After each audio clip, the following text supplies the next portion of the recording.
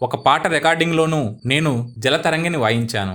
ఆరోహణ క్రమం అవరోహణ క్రమం తప్పిపోకుండా వేలను కదిలిస్తూ వాయించడం అభ్యసించాను. కీలుగుర్రం మిర్జాపూర్ రాజావారు డైరెక్ట్ చేశారు. చిత్రపు నారాయణమూర్తి గారు ప్రక్కన ఉండేవారు. కీలుగుర్రం సమయంలో కూడా నాకు పెద్ద పరీక్ష. అది హీరో పాత్ర.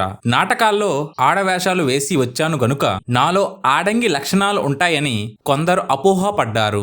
నిజమే, స్త్రీ పాత్రలు ధరించే వారికి బయట కూడా ఆ కులుకు వయ్యారం రావడం మనం చూస్తున్నాం. నాట్య రూపకాల్లో స్త్రీ పాత్రలు ధరించి నాట్యం చేసే వారిలో కూడా ఆ లక్షణాలు కనిపిస్తాయి. అంచేత కీలుగుర్రంలోని హీరో పాత్రకి నేనేం బాగుంటానని చాలా మంది నిరుత్సాహపరిచారట. మళ్ళీ అదొక సవాలు. నా నడక అలా రాకుండా ఎన్నో జాగ్రత్తలు తీసుకున్నాను. అసలు బయట నా దగ్గర అలాంటి లక్షణాలు కనిపిస్తే కదా, వేషం వేషమే. స్త్రీ పాత్ర ధరిస్తే అలా చేస్తాను. వికర్ణుడు వేస్తే వీరత్వంతో సంభాషణలు చెప్పాను. కానీ అనుమానాలు అపోహలు చాలా మందికి రావడం సహజం. అంతకుముందు నేను వేసిన చిత్రాల్లో కంటే కీలుగుర్రంలోది ముఖ్య పాత్ర. సాహసాలు చేసే హీరో పాత్ర.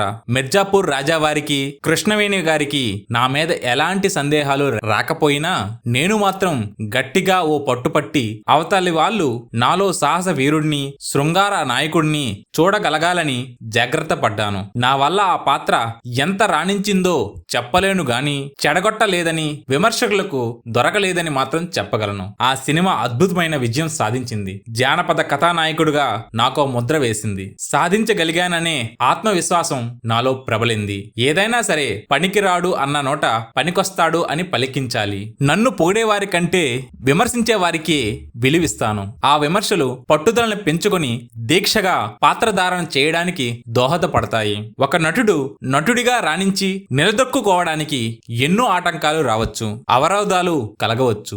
ఎవరు రాత్రికి రాత్రి గొప్ప నటుడుగా నిరాజనాలు అందుకోలేరు. ధరించడానికి మంచి పాత్రలు లభ్యం కావాలి. ఆ పాత్రల తీరు తెన్నులను బట్టి అవధుల్ని బట్టి నటించాలి. అదృష్టవశాత్తు నాకు అలాంటి పాత్రలు చాలా లభించాయి. క్లిష్టమైనవి కష్టతరమైనవి కొన్ని పాత్రలు ధరించడం కత్తి మీద సాము. ఆ పాత్రల లోతుపాతుల్ని స్వభావాలని క్షుణ్ణంగా శోధించాలి. ఎందుకు నిర్వహించలేమో నిరూపించాలి అనుకునే తత్వం నాది. తొలి రోజుల్లోనే నిదానంగా ఈ తత్వం అలవడింది. అలా అలవడ్డానికి కారణం నా వెనక జరిగిన విమర్శలు. ఆ విమర్శలే లేకపోతే నా కృషికి అవకాశం ఎక్కడొస్తుంది, పట్టుదలకి మార్గం ఎలా సిద్ధిస్తుంది? అందుకని ఆనాడు నేను పనికిరాను అనుకున్న వారికి, పరోక్షంగా అన్నవారికి ఎప్పుడూ నేను కృతజ్ఞుడినే. సీతారామ జననం, మాయాలోకం, పల్నాటి యుద్ధం సినిమాల్లో నేను పాడవలసిన పాటలు నేనే పాడుకున్నాను. బాలరాజులో కూడా నేనే పాడినా ఒక పాట మాత్రం ఘంటసాల గారి చేత పాడించవలసి వచ్చింది. ఆ పాట చెలియా కనరావా అన్న పాట. నేను పాడగా ఆ పాటని ముందుగానే ట్యూన్ స్టూడియోలో రికార్డ్ చేశారు. బాగానే వచ్చింది. అందరూ బాగానే ఉందన్నారు. పాట తెలిసిన వాడిని గనక నాకెందుకు ఇంకా బాగుండొచ్చు అనిపించింది. కానీ గట్టిగా అనలేకపోయాను. ఆ పాట ట్రాక్ గ్రామ్ఫోన్ రికార్డుకి వెళ్ళిపోయింది. ఆ రోజుల్లో రికార్డు మీదకి ఎక్కడానికి కలకత్తా వెళ్ళాలి. 9 నెలల ముందు పంపితే గాని సినిమా విడుదల వేళకి రికార్డు మార్కెట్ కి రాదు. చెలియా కనరావా పాట చిత్రీకరణ కూడా అయిపోయింది. ఎడిటింగ్ అయిపోయిన తర్వాత కూడా నాలో ఆ మీమాంస వదలలేదు. శృతి పక్వంగానే పాడాను, లోపం లేదు. కానీ మంచి పాట, పాపులర్ కావడానికి అవకాశం ఉన్న పాట. దాన్ని అలా వదిలేయకూడదు. ఇక లాభం లేదని నాలో నలుగుతున్న తర్జన భర్జన ఆపి బలరామయ్య గారితో చెప్పేశాను. పాట బాగానే వచ్చిందనుకోండి, ఎందుకో నాకు మాత్రం తృప్తిగా లేదు. ఘంటసాల గారి చేత పాడిస్తే అని సనిగాను. బలరామయ్య గారు అలాగే చేద్దాంలే అన్నారు. బహుశా నా మనసులో ఉన్నదే ఆయన మనసులోనూ ఉండి ఉంటుంది. నీ పాట అంత బాగాలేదయ్యా, ఘంటసాల చేత పాడిద్దాం అని ఆయన నాతో అంటే నేనేమైనా బాధపడతానేమో, నిరుత్సాహపడతానేమో అని చెప్పి ఉండకపోవచ్చు. అప్పుడు ఘంటసాల గారి చేత మళ్ళీ రికార్డు చేయించి నేను అభినయించిన చిత్రం మీద కలిపారు. బాలరాజులో ఉన్న ఇంకో పాట నేను ఎస్ వరలక్ష్మి పాడాం. అది అలాగే ఉంచేశారు. 2 కంఠాలున్నాయి గనుక ఎస్ వరలక్ష్మి మంచి గాయని గనుక ఆ పాట అంత ఇబ్బంది అనిపించలేదు. అలా ప్రవేశించారు నా నట జీవితంలో ఘంటసాల, గాత్ర సహకారిగా. అంతే. ఆనాటి నుంచి ఆయన చివరి దశ వరకు వీలున్న ప్రతి సినిమాలోనూ ఆయన పాటే నాకు అలా హత్తుకుపోయింది. ఎన్నెన్నో పాటలు నా నటనకు సగం జీవం పోశాయి. తొలి రోజుల్లో ఇద్దరం ప్రతిభా ఆఫీసులో ఉన్నప్పుడు ఆయన తంబూర మిట్టుతూ సంగీత సాధన చేసేవారు. నన్ను ఆప్యాయంగా తమ్ముడు అని పిలిచేవారాయన. నాకు ఘంటసాల గారినే కాదు, తక్కిన గాయకులు పాడారు, కానీ ఘంటసాల గారే ఎక్కువగా పాడారు. ఆయన కంఠం నా కంఠానికి అతుకుపోయినట్టుగా ఉండేది. గాత్రంలో భావం ఒలికిస్తూ రసోత్పత్తి చేస్తూ పాడేవారు గనుక నటించే వారికి సౌలభ్యంగా ఉండేది. నాకు పాట తెలుసు గనుక, తాళజ్ఞానం ఉంది గనక ప్లేబ్యాక్ పాటని సరిగ్గా అనుసరించేవాడిని. అయితే ఇక్కడ ఇంకో చిక్కు వచ్చి పడింది. నేను కూడా ఆ పాటతో పాటు నటిస్తూ గట్టిగా పాడేవాడిని. లైలా మజ్నులోనూ ఎందులోనో సరిగా గుర్తులేదు గాని భానుమతి గారితో పాడుతూ నటిస్తున్నప్పుడు ఆమె నా పాట విని, అబ్బా హీరో, అపశృతి పలుకుతోందయ్యా నీ కంఠం, తగ్గించు అని మందలించారు. ఇది మళ్లీ నటుడిగా ఇంకో పరీక్ష. నోటి నుంచి శబ్దం రానియకుండా పాడాలి. పాటతో పాటు పాడితే మెడ మీద నరాలు అన్నీ సహజంగానే అవే కదులుతూ పొంగుతూ పాడుతున్న భ్రాంతి కల్పిస్తాయి.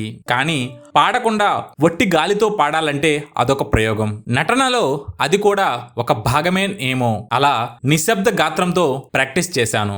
భానుమతి గారు చెప్పిన ఆనాటి నుంచి తర్వాత వచ్చిన అన్ని పాటలు నిశ్శబ్ద భావంతోనే పాడాను. పద్యాలు అంతే.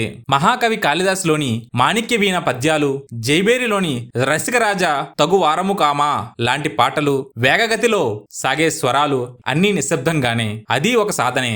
అయితే ఇలా నిశ్శబ్దంగా పాడడం ఒక విధంగా మంచి విధానం అని కూడా తెలుసుకున్నాను. ప్లేబ్యాక్ యంత్రంలో వినిపిస్తున్న పాటతో పాటు గట్టిగా పాడితే ఆ గొంతు వినిపించదు. నా గొంతే నాకు వినిపిస్తుంది. నిశ్శబ్దంగా పాడినప్పుడు ఆ పాట బాగా వినిపిస్తుంది. దానివల్ల పెదవుల కదలికతో పాటు భావ ప్రకటనని కూడా మనకి మనమే నిర్ణయించుకోవచ్చు.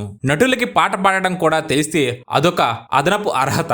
పెదవుల కదలిక, భావ ప్రకటన సులువవుతాయి. ఇంకోటి ఉంది, కొన్ని సన్నివేశాల్లో తంబుర మీటుతూ పాడాలంటే తంబుర మీటడం తెలియాలి. వాద్యం వాయిస్తూ పాడాల్సి వచ్చినప్పుడు వాద్య విధానం తెలుసుకోవాలి. పూజా ఫలం సినిమాలో నేను వయాలిన్ వాయించాలి. వయాలిన్ ని ఎలా పట్టుకోవాలి, ఎలా కూర్చోపెట్టాలి, వాయిస్తున్నప్పుడు స్థాయి ప్రకారం వేళ్లు ఎలా కదలాలి, ఇవన్నీ క్షుణ్ణంగా ప్రాక్టీస్ చేశాను. అది దర్శకుడు బిఎన్ రెడ్డి గారి సలహా. ఆరోహణ క్రమం, అవరోహణ క్రమం తప్పిపోకుండా వేలను కదిలిస్తూ వాయించడం అభ్యసించాను. ప్లేబ్యాక్ లో వచ్చిన వయోలిన్ స్వరాలు మంద్రస్థాయి, తారాస్థాయిలో ఉన్నప్పుడు వేళ్ల స్థాయికి తగ్గట్లే కదలాలి. మంద్రస్థాయిలో స్వరం ఉంటే వేళ్ల తారాస్థాయిలో కదులుతూ ఉంటే చూసిన వాళ్ళందరికీ ఇది తెలియకపోవచ్చునేమో గాని సంగీతం తెలిసిన వాళ్ళు నవ్వుకుంటారు, ఆక్షేపిస్తారు. అందుకని అది అభ్యసించాను. డాక్టర్ చక్రవర్తిలో సితారు వాయిస్తూ పాడిన మనసున మనసై కూడా అలాగే నేర్చుకున్నాను. వేళ్ల తీగల మీద సరైన తీరులో నడుస్తూ ఉంటే నటుడే వాయిస్తున్న భ్రాంతి 100కి 100 కలుగుతుంది. సినిమా అంతా భ్రాంతే కదా. పియానో వాయించిన, మురళి వాయించిన అన్నీ కూడా విధానం తెలుసుకుని వాయించాను. ఒక విశేషం, మాయలోక సినిమాలో ఒక పాట రికార్డింగ్లోనూ నేను జలతరంగిని వాయించాను.